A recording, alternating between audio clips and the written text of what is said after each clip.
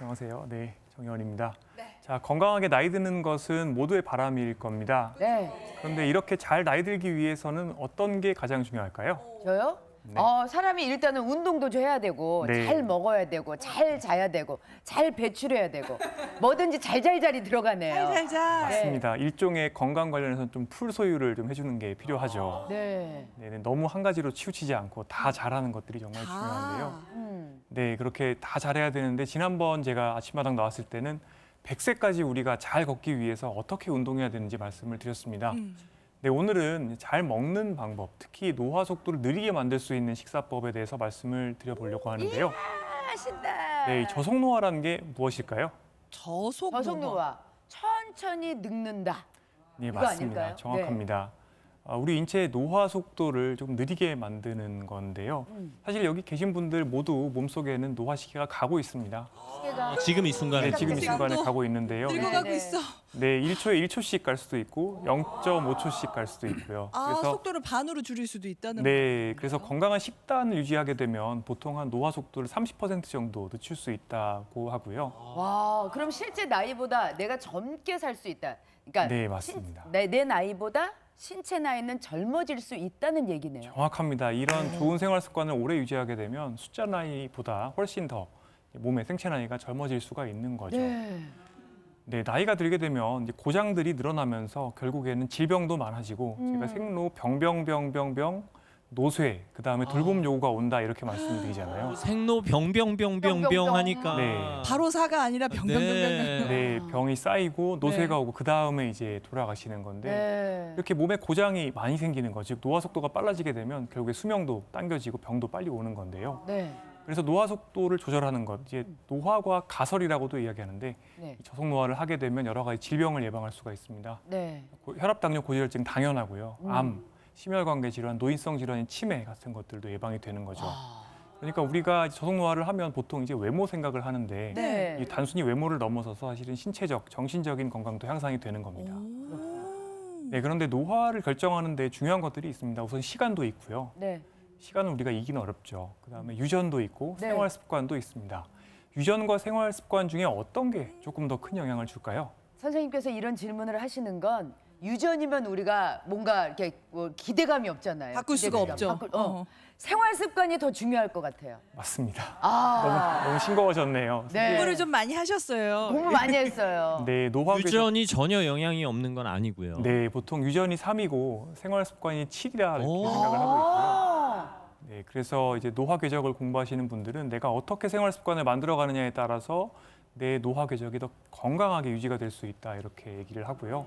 그래서 질병도 뒤로 미루고 내가 노인의 몸을 가지게 되는 시점, 즉 노쇠가 오는 시점도 뒤로 미룰 수가 있는 거예요. 오. 자, 교수님은 그 사실을 누구보다 잘 아시는 그러니까 분이니까. 그러면은 선생님은 어떻게 좀 노화를 뒤로 미룰 수 있는 뭐 실천법 있으신 거? 네. 실제 준수하고 계신 생활 습관이 그러니까요. 있으시겠죠. 네, 네. 지금은 정말 열심히 하고 있습니다. 잠도 네. 잘 자고요. 정말 운동도 잘 하고 음식도 네. 잘 먹으려고 노력을 하고 있는데 예. 사실 저도 지금처럼만 하진 않았습니다. 제가 옛날에는 잘 몰랐고요. 심지어 이제 분자생물학 공부, 노화 공부를 할 때도 아직 박사과정 하면서 스스로 가속노화 생활 습관을 살았던 적이 있습니다. 스스로. 어머, 선생님, 그러니까 지금 저속노화 선생님이셨는데 옛날에는 가속노화 상태로 계셨다고요? 네, 가속노화 다 해봤습니다. 저도. 다 해봤어요. 어머나. 어떤 거 해보셨어요? 네, 어떤 정말 전공의 시절 네. 병원 레지던트 할 때죠. 그리고 박사과정 때는 정말 밤에 셀 때도 있고 밤을 셀 때도 많이 잠을 있고요. 못 잤다. 아예 네, 당직 서다 보면 정말 밤 새는 거죠. 그렇죠, 리고 그렇죠. 또 실험하느라고 12시, 1시까지 또 이렇게 실험실에서 있을 때도 있습니다. 그러다 보면 과로, 예, 또 편의점에 가서 네? 또 맥주, 음주, 라면 이런 야식. 것들 사다가 네, 먹고 쓰러져 자는 거죠. 아, 네, 그러면 다음 날 또 그냥 비몽사몽으로 출근하고 반복을 하는 겁니다. 이런 식으로 계속했더니 박사 말년차에는 제가 갑자기 고혈압도 생겼고요. 어머나. 그래요. 네, 35살이었는데 혈압이 헌혈을 하러 갔더니 혈압이 160이라는 거예요. 어이구, 그래서 세상에나. 헌혈하시면 안 됩니다. 이렇게 얘기 듣고. 35살에. 네, 그때 체중도 많이 늘었었고요. 체성분도 지금은 체지방률이 한 10% 초반인데 그때는 20% 넘어갔었습니다. 진짜요? 네. 상상이 안 전혀 간다. 상상이 안 예. 그러네요. 네, 그 당시에는 제가 어떤 음식들을 많이 먹었냐면 정말 뭐 점심으로는 짜장면도 많이 먹고 당연히 흰쌀밥 위주로 먹고 또 라면도 정말 매일같이 먹었고요. 빵도 많이 먹었고. 야, 아유 근데 그렇게 말씀하시니까 좀 거리감이 좀 가까워진 것 같아요. 그러니까 조금- 인간적이다. 아, 인간적인 분이시구나. 오히려 저렇게 말씀하시니까 생활 습관에 신뢰가 가요. 일단 그러니까요. 잘못을 회개하고 지금 반성하셔서 그러니까요. 거듭난 삶을 살고 계시는 거죠. 네. 네, 회개를 한 셈이라고 볼 수 있습니다. 네. 그때는 정말 그렇게 안 좋은 것들 많이 먹고요. 특히 전공의 시절에는 예전에 보면 당직실에 캔커피, 컵라면 이런 것들이 막 쌓여 있습니다. 과자들도 쌓여 있고요. 이런 것들만 먹고 살았죠. 근데 제가 경험했던 게 이런 음식들을 먹게 되면 칼로리는 굉장히 적게 먹고 또 밥을 끼니를 걸을 때도 많은데 정작 이제 체중은 계속 늘고 또 배는 나오고 이런 네. 것들 이제 많이 느꼈습니다. 근데 결국에 노화 속도를 빠르게 만드는 이런 음식들이 정말 뻔합니다. 결국에는 정제 곡물이죠. 하얀색으로 되어 있는 곡식들 네. 이런 것들 가공한 것들, 그다음에 단순당, 설탕, 액상과당 이런 것들이 들어있는 음료수나 또 디저트류 그리고 초가공식품들 슈퍼에서 우리가 안쪽에서 바깥쪽에는 정육도 있고 채소도 있잖아요. 네. 안쪽에 상온 보관하는 복도에 가보면 쌓여 있는 음식들 이런 것들 공산품 음식들이죠. 이런 것들이 결국에는 단순당 정제국물 덩어리라고 보시면 아, 근데 덩어리다. 솔직히 네. 근데 저런 것들이 다 맛있잖아요. 그렇잖아요. 우리가 또 애들도 좋아하지만 저도 좋아하고 그래서 함께 즐기는 음식들. 저거 집에 쌓여 있단 인데 말이에요. 네, 다. 맞습니다. 애 저것들이 키우는 다 집이 지금 특히. 가속 노화를 부르는 음식들이라고요. 맞습니다. 그리고 지금 현재 한국 사람 통계 자료를 보게 되면 우리가 전체적으로 먹는 음식의 70% 정도의 중량을 가공식품으로 먹고 있다고 합니다. 70%나 돼요. 네, 영국 사람 데이터에서도 한 60% 정도는 가공식품, 초가공식품을 먹고 있다고 이야기를 하고 있는데 네. 이 음식들이 이제 공산품으로 나오면서 굉장히 맛있게 디자인이 되죠. 네. 쉽지 않아도 잘 삼킬 수가 있고 그렇죠. 또 너무 맛있으니까 너무 많이 먹게 됩니다. 어. 그리고 사실은 이게 입속에서 그냥 곤죽이 되어서 넘어가기 때문에 혈당이 쭉 올라가요. 섬유질이 거의 안 들어있고 채소도 없다 보니까 네. 먹고 나면 혈당이 너무 빨리 올라가는데 우리 인간이 가지고 있는 유전자가 견뎌낼 수 있는 것보다 훨씬 더 빠른 속도로 혈당을 올리게 됩니다. 그래요. 예, 그러면 이제 췌장은 또 과량의 인슐린을 분비하게 되고 혈당이 쭉 떨어져요. 항상 이렇게 떨어지는 거는 원래 내가 공복대의 혈당보다 더 떨어집니다. 네. 그러면 그때 이제 스트레스 호르몬도 나오고 식욕 촉진 호르몬도 나오게 되고 또 먹게 되고. 또 배고프니까 예, 또 먹죠. 오후 3시 또는 밤 9시 간식, 야식을 또 먹게 되는 겁니다. 음식을 부르는 음식이. 네, 그래서 실제 이제 연구 결과를 보면 똑같은 탄, 단, 지로 구성된 음식을 먹어도 가공식품을 먹게 되면 칼로리를 더 섭취한다는 그런 연구가 있습니다. 아. 그러니까 일단 공장에서 나온 음식은 웬만하면 안 먹는 게 좋다. 네, 줄이는 것이 맞죠. 너무 맛있지만 너무 맛있게 또 디자인이 되어 있는 거고요. 그렇죠. 그런데 이렇게 췌장에 무리를 주는 식사를 하다 보면 결국에 인슐린 저항성이 오고요. 인슐린 저항성이 오면은 내 몸에 들어온 에너지가 근육으로 못 가고 지방으로, 특히 뱃살, 지방간, 근내지방 이런 데로 많이 갑니다. 그래요. 체형이 나빠지죠. 게다가 초가공식품을 많이 먹게 되면 인지 기능 감퇴되는 속도도 빨라집니다. 인지 기능이요? 네, 머리가 나빠집니다. 왜요? 머리가 나빠진다고요? 아니, 이거 왜, 네. 왜? 어머. 이게 왜 그러냐면 이제 기전적으로 봤을 때는 혈당이 일단 높아지는 상태에서 뇌가 스트레스를 받는 것도 있고요. 네. 그때 고혈당과 췌장에서 쏟아내는 인슐린이 만나게 되면 뇌에는 아밀로이드 베타라고 하는 치매 만드는 단백질이 굉장히 빠른 속도로 쌓이게 되고요. 게다가 혈당 변동성이 커지게 되면 또 수면의 질이 떨어집니다. 또 스트레스 호르몬도 뇌에 안 좋은 영향을 주고요. 혈당이 급격히 떨어질 때 이런 것들 때문에 실제 데이터들을 보면 가공식품을 먹는 사람들이 더 인지 기능이 빨리 떨어집니다.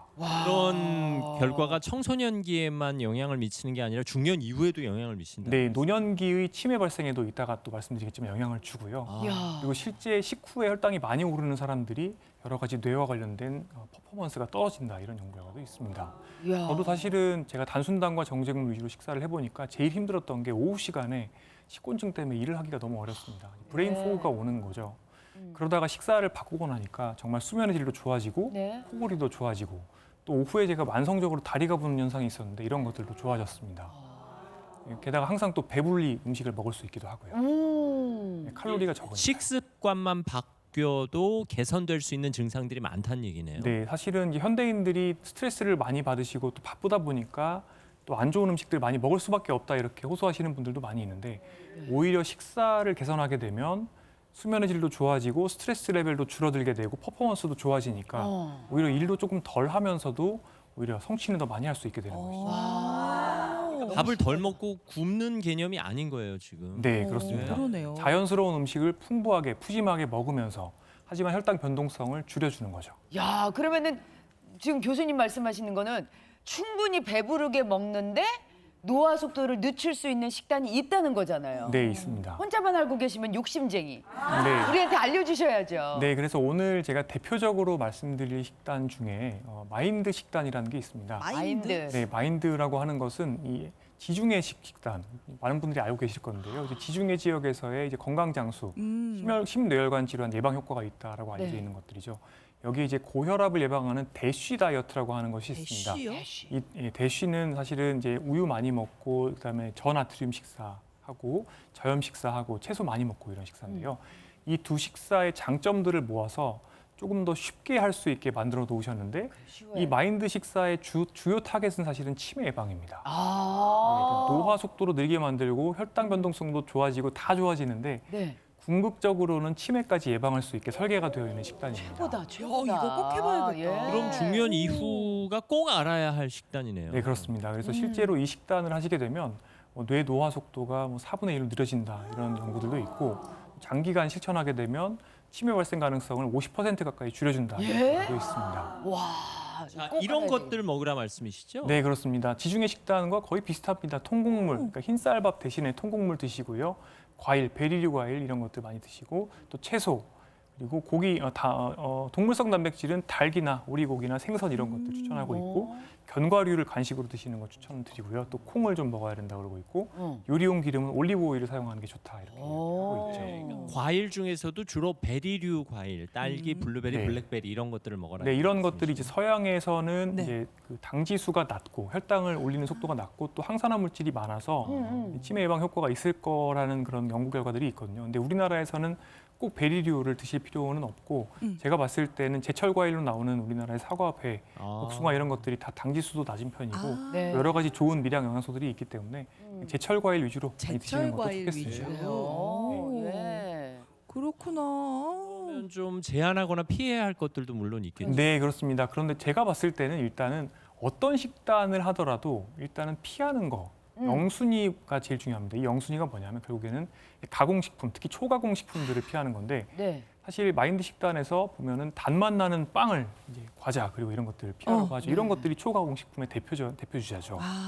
그리고 붉은 고기, 특히 붉은 고기, 소고기, 돼지고기, 양고기를 이야기하는데 네. 이 가공한 것들, 그러니까 베이컨이나 소세지 이런 것들이 이제 사망률 증가와 관련이 있기 때문에 이런 것들을 좀 자제하도록 이제 권고를 드리고 있고 네네. 그다음에 치즈나 또 튀긴 음식 이런 아. 것들을 이제 덜 드셔야 됩니다. 아니 말씀드렸습니다. 튀긴 건 알겠는데 튀긴 음식은 어떤 특징이 있냐면 이제 씨앗 기름이라고 해서 콩기름, 옥수수 기름, 포도씨유 이런 것들에서 추출되는 기름들이 있는데 이런 기름들은 다중불포화 지방산이라고 하는 것들이 많은데 이것들을 가열하게 되면 튀기게 되면 트랜스 지방산이 생겨나게 됩니다. 이 트랜스 지방산이 또 이제 염증을 만들 수가 있죠. 그래서 피하도록 하는 것이고요. 근데 집에서 보통 포도씨유 많이 쓴단 말이에요. 네. 그렇죠. 포도씨유는 특히 이제 오메가 6도 많이 있고 염증을 만드는 특성도 있는 데다가 고온으로 가열하게 되면 또 트랜스 지방도 생기기 때문에 많은 양을 쓰는 것은 좋지 않겠고 그래서 이제 마인드 식사에서도 가열하는 요리를 한다고 하면 이제 엑스트라 버진 올리브 오일 같은 경우는 사실은 올리브유. 발연점이 낮아서 이제 증기가 많이 나고 불이 잘 납니다. 그렇기 네. 때문에 좀 값싼 올리브 오일, 그러니까 가열용으로 나온 올리브 오일이 따로 있는데 네. 이런 기름을 통해서 가열 요리를 하도록 권고를 하고 있습니다. 그렇군요. 네, 버터와 마가린도 줄이도록 하고 있는데 치즈와 버터, 마가린을 덜 드시는 것은 사실은 치즈, 버터는 또 동물성 포화 지방이기 때문에 너무 많이 드시면은 심혈관계 질환 발생이 증가되는 것이 알려져 있습니다. 그리고 마가린은 사실은 트랜스 지방 덩어리이기 때문에 또 염증을 만드는 것이 알려져 있죠.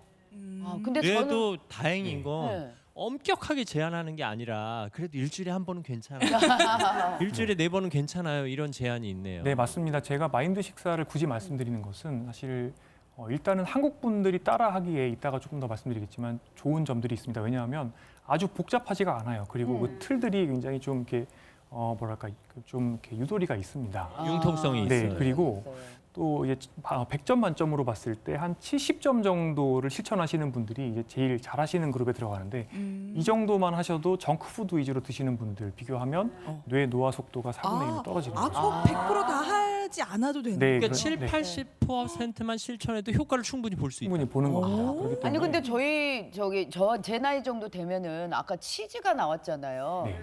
이게 칼슘이 자꾸 떨어져서 골 감소증에 제가 좀 지금 걱정이 되거든요. 네. 근데 치즈도 이제 줄여야 되는 거네요. 치즈는 젊은 분들의 경우에는 이제 너무 많이 드시는 건 좋지 않는데 네. 이제 뼈 밀도가 떨어진다거나 혹은 이제 남성분들 같은 경우는 65세 이상, 여성분들은 이제 폐경기 이후에 이때는 사실은 조금 늘려주시는 것을 추천드립니다. 아, 그래요? 동물성 네. 단백질 먹어도 오히려. 된다. 네. 다행이다. 다행이다. 네, 그래서 미국에서 실제 960명의 대상으로 연구를 했던 게 있습니다. 평균 81.4세인 어르신분들인데 이분들을 평균 4.7년 추적 관찰을 했더니 말씀드린 것처럼 이런 식단을 70% 이상 잘 지키는 분들이 네. 뇌가 10년이라는 스케일로 봤을 때 2.5년 나이 드는 동안 정크푸드 위주의 식사를 하시는 분들은 10년이 늙었죠. 그러니까 정말 4배 차이가 나는 거예요. 2.5년과 10년. 어머. 오, 꽤 많은 차이가. 진짜 차이 차이가 크다. 많이 나네요. 저희들이 가지고 있는 어떤 전문 치매 약물이나 뇌 영양제, 심지어 요즘 나오는 치매 신약들이 있는데 네. 이런 약들보다도 효과가 좋은 거라고 보시면 되겠습니다. 먹는 게 약을 이기네요. 먹는 게. 그렇습니다. 아, 그렇구나. 전 정말 마음에 드는 게 100% 실천해라가 아니라 그러니까 7, 조금씩은 80%만 실천해도 된다. 네, 맞습니다. 네. 그러네. 네, 그리고 또 실제로 이제 연구들 보면은 이제 지중해 식사하시게 되시면 체중도 줄어든다는 거 알려져 있고요. 또 혈압도 떨어지고요. 그래서 다이어트에도 효과가 있고요. 말씀드린 것처럼 식곤증도 줄어들고 결국에 집중력도 이런 식사를 하면 좋아지실 수가 있고요. 야. 혈당 변동성이 좋아지니까 2형 당뇨병을 치료하는 데 또는 예방하는 데로 도움이 되는 거죠. 네. 그래서 저도 사실은 제가 이제 열심히 일할 때 보통 단순당과 정제국물을 먼저 끊고 그다음에 금주하고 그리고 가공육을 잘 안 먹거든요. 이렇게 식사를 하게 되고 마인드 점수를 올리려고 시도를 하는데 그러면 정말 제 퍼포먼스가 제 집중력이 좋아지는 걸 직접 느끼고 있습니다. 하지만 또 40대 이하는 이미 식단이 서양화됐기 때문에 저런 마인드 식단이 부담스럽지 않은데 예. 네. 60대, 70대 어르신들은 그러니까요. 집에서 그러게요. 집밥 해 드시는 네. 어르신들 맨날 사던 식재료랑 조금 달라서 어렵지 않을까 싶기도 해요. 네, 사실 제가 또 마인드 식사를 좋아하는 이유도 예. 여기에 있습니다. 네. 왜냐하면 말씀드린 것처럼 좀 이렇게 어떤 교조주의적인 게 아니라 굉장히 틀이 넓게 되어 있고 네. 사실은 이제 마인드 식사의 뿌리에 가보면 블루존 식사라는 또 장수마을 식단이 있습니다. 이 장수마을 식단은 이제 백세인 마을의 전 세계 5군데 백세인 마을의 식단들을 이제 보고서는 분석을 한 건데요. 네. 그 식단이 전통 한식, 특히 서민들이 드시던 잡곡밥 드시고 또 너무 과식하지 않으시고 채소 반찬 드시고 된장 많이 드시고 콩 많이 드시고 이거랑 똑같습니다. 오. 네, 그러다 보니까 이제 어르신들 같은 경우에는 70년대 집밥을 기억하시는 분들이 많으실 겁니다. 네. 이 70년대 집밥을 그대로 재현을 해보시면 됩니다. 대신에 슴슴하게 드셔야 됩니다. 슴슴. 옛날엔 짜게 짜진 드셨기 않게. 때문에 네. 간만 좀 줄이시면 되는데요. 그래서 우선 밥을 할 때 우리가 지금 흰쌀밥을 주로 먹는데요. 흰쌀밥 대신에 콩이나 귀리, 현미 같은 잡곡, 콩류를 좀 넣으셔서 밥을 지어 보시면 되고요. 네. 그런데 이제 또 어르신들이 되시면 또 보면 특히 체중 빠지시는 분들 보면 소화가 안 되는 분들이 있습니다. 네. 너무 무리해서 잡곡을 드실 필요까지는 없습니다. 콩은 특히 렌틸이나 병아리콩 소화가 비교적 잘 되지만 통귀리 이런 것들은 정말 잘 씹지 않으면 그대로 그냥 귀리가 대변으로 나오는 경우도 있거든요. 그렇기 때문에 아. 견디실 수 있는 정도로 하시고요. 특히 이제 근감소증이나 골다공증이 있으시거나 항암 치료하시면서 식사 잘 못하시는 분들은 무리해서 잡곡 드시면 안 됩니다. 네. 건강 프로그램에서 잡곡 얘기를 많이 하다 보니까 이제 무리해서 하시는 분들이 너무 많은 거예요. 근데 사실 젊은 분들일수록 소화도 잘 되고 또 네. 배꼴도 크기 때문에 정말 위장이 크기 때문에 잡곡을 좀 드셔보시면 오히려 배가 부른 효과가 있지만 어르신들은 오히려 배가 작아지기 때문에 흰쌀밥을 늘리시는 게 좋습니다. 아, 교수님께 이거 배꼽이 크다는 표현을 들을 줄은 몰랐습니다. 아유, 오랜만에 듣는 표현. 네. 진짜 확실합니다. 정말 제가 이제 어르신 진료를 하다 보니까 네. 배꼴이 작아지세요. 그러니까. 그래서 저한테 오셔서 정 교수 나는 잡곡밥을 좋다 그래서 먹고 있는데 못 먹겠어 이렇게 말씀하시는 거예요. 근데 오히려 이렇게 되면 될수록 저는 이때는 마인드 식사 뭐 다 필요 없고 흰쌀밥에 정말 하루 삼시세끼 고기를 드시라고 말씀드립니다. 영양분을 충분히 섭취하시는 게 맞다. 우선은 그렇게 하시면 근육이 늘어나고 정말 배꼴도 커집니다. 네. 그러니까 7, 80대 어르신들이 막 말라갈 정도로 마인드 식단을 하실 필요는 없는 네, 그러시면 안 되는 그래요. 거예요. 네, 네. 좋습니다. 네. 네, 그리고 또 요리하실 때 올리브 오일 조금 써보실 수 있는 거고요. 또 우리가 이제 그런 식물성 기름, 특히 뭐 콩기름, 이런 시드 오일 같은 걸로 이제 튀기거나 이런 가열 요리를 하는 것을 조금 피하시는 게 좋겠고요. 네, 네.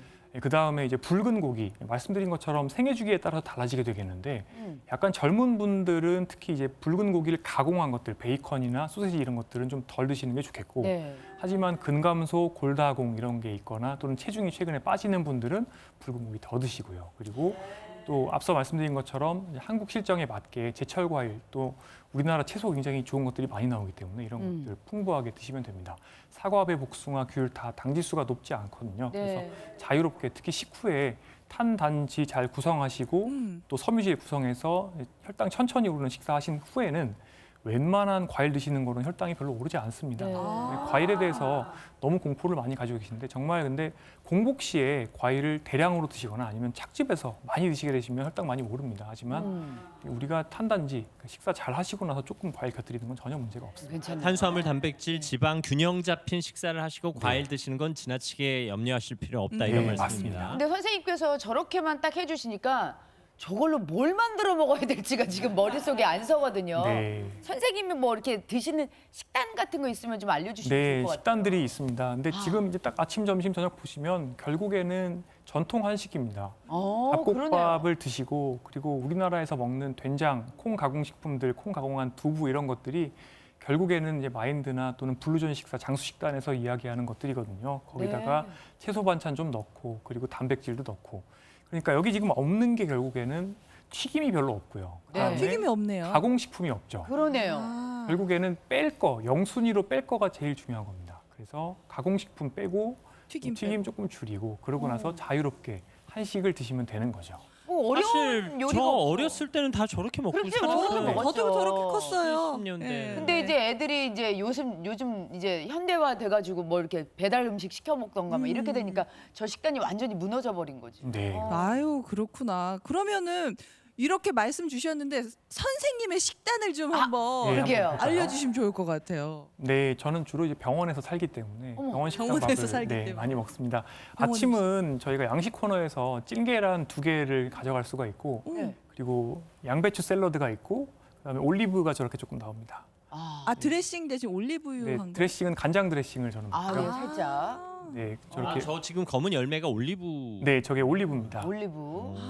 그래서 저는 아침에는 단순당과 정제 국물을 최대한 피하려고 해서 네. 두유도 가당되지 않은 두유를 먹고 거기에 이제 에스프레소 한 샷 내려서 섞어서 지금 저렇게 커피와 두유를 섞어 네, 드시는. 두유 라떼입니다. 아 두유 두유 라떼 라떼. 맛있죠. 그렇게 하게 되면은 두유에 단백질이 9g 들어 있고 네. 계란 2개면 12g입니다. 그래서 아침에 20g 정도의 단백질을 섭취할 수가 있어요. 네. 우유보다 상대적으로 효과가 있다는 이 말씀. 우유에는 유당이 들어 있는데 제가 또 유당을 잘 소화를 못해서 두유를 선호하고 유당불내증 있는 분들. 네. 네. 그리고 점심 저녁은 보통 저렇게 상식을 먹는데 때로는 저희 집에서 통곡물 밥을 가져가서 이제 먹을 때가 있고 아 지금 가져가신 거예요? 네, 싸가지고. 저 밥을 밥은 싸갔고요. 따로? 근데 요즘에는 현미밥 코너가 따로 있어서 현미밥을 떠 먹을 때도 있습니다. 아, 그 네. 병원 좋은 식당이네. 네, 아니 근데 근데 저기 고기 환자. 우리가 동그랑땡이라고 하죠 우리가. 네, 흔히. 동그랑땡입니다. 네. 선생님도 저런 거 드세요? 아니 그럼요. 저거 근데 회사 식당에서는 딱 2알 줘요 2알. 아, 선생님 맞아. 꽤 많이 가져오세요. 우리 회사 네. 두 알인데. 많이 주셨습니다. 정 교수님이랑 많이 주신 아닙니다. 거예요. 그냥 조금 더 주세요 하면 더 주시는 아, 그래요? 맞아요. 그리고 주세요 하긴 어떨 하면. 때는 그냥 저희가 퍼갈 수 있게 돼 있는 경우도 있습니다. 그렇죠. 아 저거는 그럼 막 더 드시는 거예요? 저거? 저는 적당히 먹습니다. 아니 그러니까 적어도 이렇게 기름에 지진 거잖아요. 네. 저런 거 드세요? 기름에 지지긴 했지만 사실은 계란물 입힌 거고 그리고 일단 어느 정도는 동물성 단백질도 먹어줘야 되고 저 같은 경우는 웨이트도 많이 하고 사실은 그러니까 근력 운동도 많이 하고요. 또 달리기도 하기 때문에 동물성 단백질을 뭐 정말 거의 안 먹거나 그러지는 않습니다. 네. 그렇구나. 어우. 근데요. 정 교수님도 이렇게 보여주셨지만은 제 옆에 앉아 계신 김재원 아나운서도 거의 만만치 않게 이런 걸 실천하시는 분이거든요. 그냥 평소에 먹는 거 사진 찍어서 보내드려요. 어머. 네.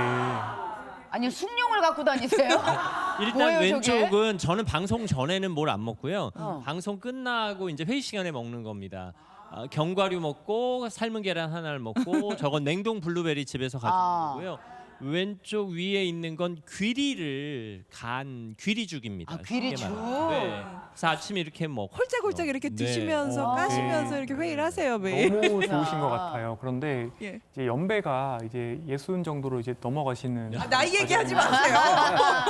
이제 환갑 전후에 계신 분들은 네, 네. 네, 조금 더 이제 아침을 푸짐하게 드시는 거죠. 더 좀 푸짐하게. 왜냐하면 이제 근육을 지켜야 되기 때문에 네. 나이가 들면 들수록 조금씩 근육 만드는 근육 지키는 효율이 떨어지기 네. 때문에 걱정하지 네, 마세요. 아침에도 점심에 단백질. 많이 드세요. 그리고 이제 점심은 그냥 약속이 있거나 구내식당에서 먹거나 충분히 먹고요. 그 대신 밥은 통곡물을 갖고 싸와서 다녀요. 먹고 아, 저녁은 이렇게 먹습니다. 와, 거하네요. 저거 다 먹고요. 저거 뭐 다 드세요 전부 다? 반찬 보시면 일단 지중해식 샐러드가 있고 네. 멸치와 견과류 볶음이 있고 저 당근과 브로콜리는 냉동 그냥 전자레인지에 데운 거고요. 그다음에 오이와 방울토마토와 양파로 샐러드 만들었고 저기 소불고기가 있고 소불고기. 그다음에 당근 라페 요즘 네. 유행이고요. 에다가 소량의 김치에서 통곡물밥 이렇게. 중간에 누룽지예요? 저게 저 뭐예요? 뭐예요? 아, 이렇게. 저거는 계란하고 두부하고 양배추 갈아서 와. 부친 아. 계란전입니다. 전을 아니, 나는- 드세요. 전 좋아하는데 네. 사실 굉장합니다. 저 정도는 괜찮을 것 같아서. 최상입니다. 네. 최상이에요. 제가 몇 예, 점만 마인드 몇 점수 점만점에. 표를 제가 머릿속에서 계산을 해보면 네. 지금 저렇게 매일 드신다고 하면 거의 만점이 만점이에요? 거의 만점입니다. 근데 사실 붉은 고기, 소고기, 네. 돼지고기는 제가 포기를 못해서. 네, 하지만 드셔야 됩니다. 네. 아 먹어도 드셔야 돼요. 나이에 이제는 드셔야 네, 된대요. 이게 또 한국, 일본 분들하고 또 서양 분들이랑 조금 다르거든요. 아. 우리나라 사람들이 근육량도 적고 또 비만하지 않기 때문에 우리나라 분들은 사실 일본 교수님들이 얘기하는 걸 들어보면 60대가 되면 그때부터는 치매 예방하려면 고기를 많이 씹어야 된다. 오히려 씹어야 왜냐하면 우리나라 사람들은 너무 이제 말라서 오히려 네. 노년기에 그러면 저는 네, 고기를 먹어야 할 나이에 진입한 거네요. 네, 제가 봤을 때는 그렇습니다. 더 감사히 씹으셔도 먹겠습니다. 된대요. 더 씹으셔도. 예, 예. 자, 제 식단으로 끝날 것이냐 아닙니다. 김지선 씨의 식단도 준비되어 저도 있습니다. 저도 워낙 이게 건강을 생각하면서 관리 살기 때문에 하시잖아요. 보세요. 아우 너무 좋다. 네. 여기가 더 제대로 먹는 아침이에요? 좋은데 네? 아니 저는 아침은 저렇게는 안 먹고 저는 점심이나 아, 저녁을 저렇게 점심. 먹어요. 네. 네, 오른쪽 저 머핀이 약간 걸리긴 하네요. 아니 앞에 좀 좋은 거 좀 얘기 좀 해줘봐요. 왼쪽은 너무 좋습니다. 아, 좋아요? 너무 좋아요. 너무 좋습니다. 그런데 오른쪽이 이제 저거는 마라톤 나가기 직전에 먹으면 좋은 탄수화물 로딩이어서 마라톤 직전. 마라톤이요? 운동을 안 하시는 상황에서 드시기에는 조금 그러니까 과하게 칼로리를 소비하기 직전에는 저 그렇습니다. 정도로 먹어도 네, 돼요. 저렇게 아니, 딱 근데 먹고 장거리 그 다니면 정도면 우리가 좀 이렇게 먹고 싶은 저 정도 이렇게 먹잖아요. 우리 평상시에 저 정도 먹지 않아요? 네. 네. 그리고 굳이 질문을 드리자면 단백질 보충제 드시는 분들 많잖아요. 네, 단백질은 우리나라 이제 국민 건강 영양소 통계를 보면 노년기에는 보통 이제 근육량 유지를 위해서 체중 1kg당 하루에 1.2에서 1.5g 드셔주셔야 되는데 이 정도 단백질 드시는 분들이 거의 없습니다. 3분의 1밖에 안 되고 그렇기 때문에 보통 한 20에서 25g 정도의 일일 단백질 보충이 필요하신 경우가 많은데 어르신들이 아까 말씀드린 것처럼 또 배꼴이 작습니다. 그리고 고기 씹기가 힘들고 고기가 또 안 땡긴다 하세요. 그러다 보니까 단백질 보충제는 제한적으로 사용을 해보실 수가 있고 칼로리하고 단백질도 같이 부족하신 분들은 요새 영양 음료라고 해서 단백질도 들어있고 탄수화물도 들어있고 네. 이런 네, 것들 네. 나옵니다. 이런 것들도 사용을 해보실 수가 있죠. 아. 근데 이제 젊은 성인, 특히 이제 중년이나 청년 분들은 너무 단백질 과잉으로 하시면 그게 좋지는 않습니다. 아유, 오늘 궁금한 거 많이 해결했네. 예. 아유. 그러니까요. 예, 또 질문이 들어와 있죠. 네네 질문이 있습니다. 매번 신선한 채소나 과일을 챙기기 어려워서 얼려놓고 조리해 먹는 경우가 있는데 네. 채소나 과일을 얼려 먹어도 영양소 파괴가 되지 않나요? 아니 아까 하셨거든요. 여기 김재원 네. 아나운서도 채소랑 맞습니다. 과일 네. 올려 드시고. 저도 냉동 블루베리를 사실 많이 먹고 냉동 채소도 많이 먹는데요. 네. 보통은 이제 수확 직후에 급속 냉각을 하기 때문에 실제 영양소를 조사해 보면 그 미량 영양소의 경우에 거의 파괴가 되지 않는다는 것이 알려져 있고 이런 것들이 이제 논문으로 잘 나와 있기 때문에 특히 이제 1인 가구시거나 그러니까 신선한 채소는 이제 처지는 경우가 많기 때문에 버리시는 게 많아서 못 사시는 분들이라고 하시면 냉동 채소도 적극적으로 사용해 보실 수가 있겠습니다. 네, 그래도 됩니다. 게다가 요즘 탄산음료 못 끊으시겠다는 분들이 이제 네. 제로 음료 많이 아, 드시고 제로. 대체당 많이 활용하시잖아요. 그쵸. 이건 어떻게 봐야 될까요? 당알코올이나 이런 대체당 중에 일부는 설사가 문제인 것들이 있고 또 내 몸에 장내 세균총에 좀 악영향을 줄 가능성이 있다고 하지만 그럼에도 불구하고 설탕을 드시는 경우는 너무 해악이 크기 때문에 가급적이면은 물론 그냥 아예 단맛을 아예 잊어버리고 물 드시는 게 제일 좋지만 그렇죠. 제로도 시도는 해볼 수가 있습니다. 다만 장기간 관찰했을 때 제로 음료를 사용하는 것이 체중 감소에 유의미한 효과는 아직까지는 입증되지 않았습니다. 네. 왜냐하면 단 것을 그렇게 사이드로 먹으면 결국에 다른 음식으로 또 단맛 나는 걸 더 먹게 되거나 칼로리 더 먹게 된다는 그런 생각들이 있습니다. 그래서 가급적이면 입맛을 바꾸는 것을 추천드립니다. 입맛을 막. 그러므로 좀 네. 장기적인 관점에서 서서히 줄여나가시려는 노력은 네. 필요하겠네요. 다음 강의에서 이제 교수님께서 입에서 말씀해 주신 단맛을 없애야 돼. 그러니까 물을 먹는 거를 습관을 하는 물 게 먹는 연. 네, 네. 콜라나 사이다 이런 것보다는 물을 이제 주 음료로 먹는 게 가장 건강합니다. 네. 어쨌든 교수님의 요점은 저마다의 노화 시계가 다 다르다는 거. 네. 네. 노화 시계, 노화 속도는 맞습니다. 충분히 늦출 수 있다는 아, 할 수 것이 있다. 오늘 교수님의 말씀이었습니다. 네. 교수님 많이 배웠습니다. 잘 고맙습니다. 들었습니다. 감사합니다. 감사합니다. 네.